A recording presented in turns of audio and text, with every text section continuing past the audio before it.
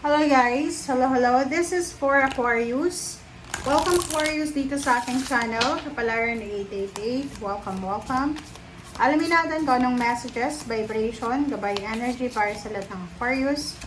This is general reading, so pwede kang makaresonate. Connect your intuition sa lahat ng baraha na lumalabas dito sa aking reading. This is number 36, number 9, 24-6. 9 and 6, pareha din siya. Gold and potion. Okay. So, dito sinasabi ng baraha na Aquarius, sa simula ng, hindi lang ito ngayon na August, araw-araw, kailangan mo itong gawin. Kailangan mong isipin na mahalin ang sarili mo. Okay?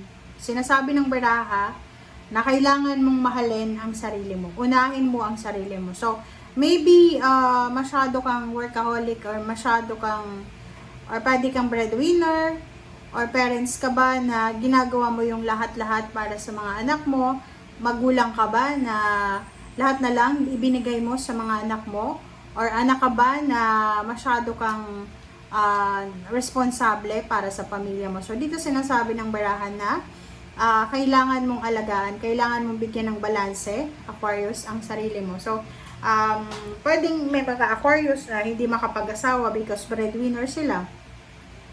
Or maybe mayroon ditong Aquarius na parents na sila, kahit gusto nilang kumain ng masarap, hindi sila makakain because inuuna nila yung needs ng kanilang pamilya. So dito sinasabi na unahin mo, may pagkakataon this last 2 weeks of August na kailangan mo din ang sarili mo na alagaan. Okay? Pwede kang mag-relax, diba? Spend time alone, spend time with your spiritual, or spend time with your friends, or paano pa man, nagagawin mo na pwede makapag-relax. And 36-9, gold.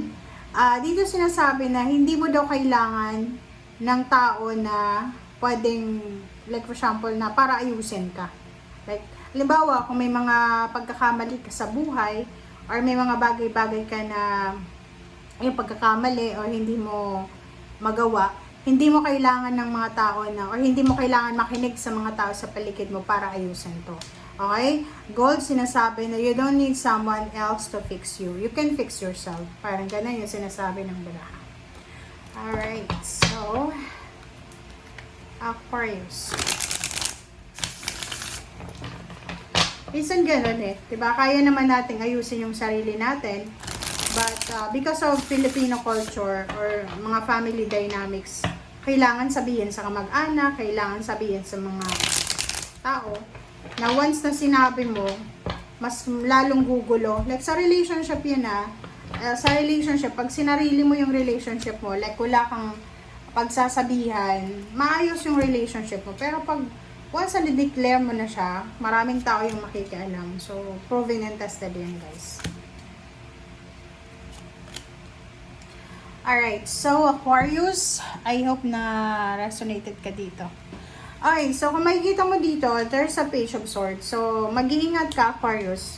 You need to be very careful because maybe you're waiting for a news. Maybe you're waiting for a message, confirmation, answered, prayers, or kano pa man siya. But, for the second half of August, isang balita, medyo hindi maganda yung balita na darating sa'yo. Maybe in any forms of communication, like chismis, or maybe any forms of communication. Okay? But the good thing, sinasabi ng baraha sa'yo dito na meron ka na posibleng unexpected, kasi magic to eh, unexpected, makakatanggap ka ng maybe unexpected proposal, wedding proposal, or maybe unexpected na plano sa pagpapatayo ng bahay, unexpected na baby, maybe malalaman mo na buntis ka, or yung asawa mo buntis, or yung kalibin mo buntis, parang ganon. So, there's a magic. Okay? So, yung magician na to is miracle siya. So, possible yun. May, like for example, may pagkakataon na mabuntis ka, makabuntis ka, may pagkakataon na makapag-ipon ng pera, makapagpatayo ng bahay, or maybe manalo sa loto, or kung pa man na panalo to, na makukuha mo to balance your emotion. Okay. Thank you.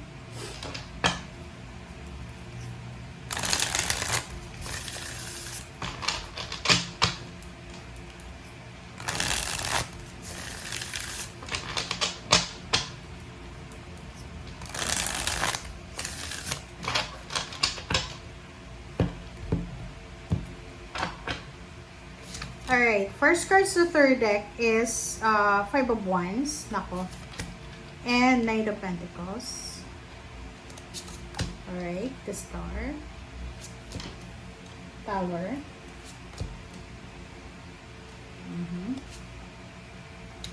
Okay, sa ilalim mo dito is Two of Cups and Ten of Cups.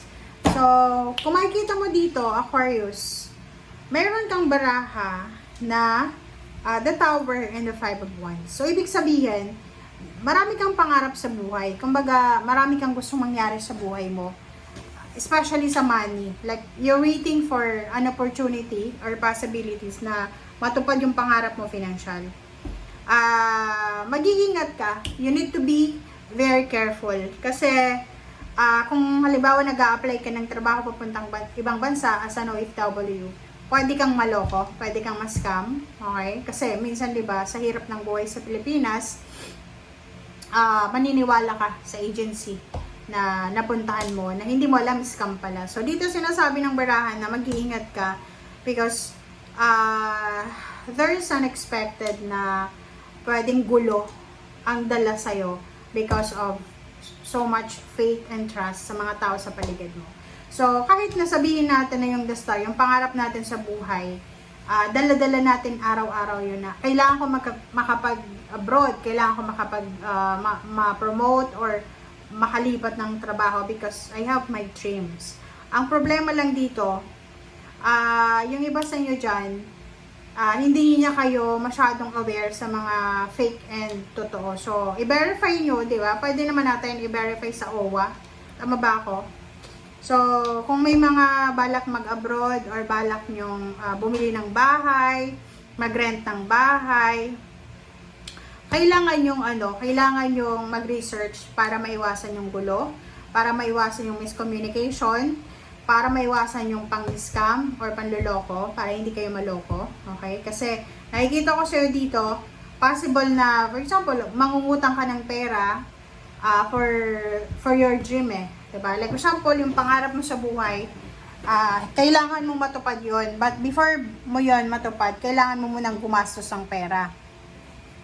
And dito, sinasabi, maybe you're having your financial windfall already, pero mas gusto mo pang mapalaki siya. Ingat-ingat ka, kasi sa sobrang trust and faith mo, posibleng bumagsak ka. Posibleng manakawan ka, makuha yung pera sa'yo, or posibleng magkaroon ka ng kaaway or gulo or kaso. Okay?